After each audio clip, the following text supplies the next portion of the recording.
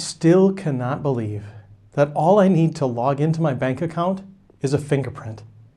Certainly, that can't be all that is required to safeguard my money.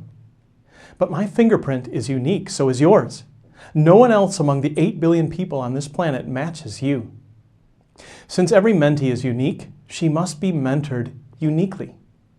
To know what mentees need, you must truly know them.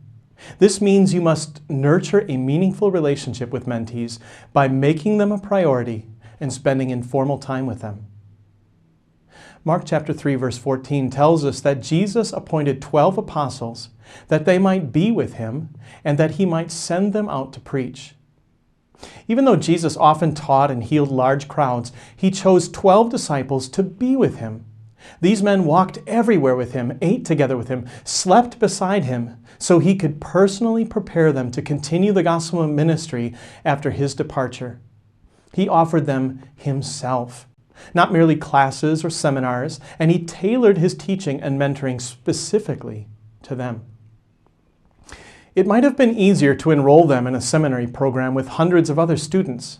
Jesus could have trained more people that way, but then he would not have been able to give them personal, prioritized attention.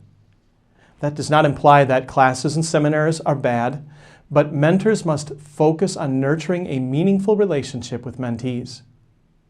If this was Jesus' method of mentoring, it's obviously a good model to follow. But if you are going to give mentees personal, prioritized attention, then your calendar needs to reflect it. What needs to be removed from your schedule so you can give mentees this kind of attention? In the following videos, we focus on a formal method of mentoring. However, much of mentoring, training, and relationship building actually happens in informal settings, such as eating together, playing together, or serving others together. Situations like these enable you to connect with mentees more personally, showing them how faith is lived out in ordinary life while creating opportunities to bless them in special ways. So make time for regular, informal interactions with your mentees by hanging out together and serving together. Hanging out is the informal time you spend deepening your relationship with mentees. This is where they can see how you live out law and gospel in your everyday life at home and in public. Sometimes hanging out means playing games together, eating dinner together, or watching a movie together. Sometimes hanging out means sitting across from one another on couches, chatting about life, or discussing matters of faith. Serving together is the time you spend serving others together with your mentees.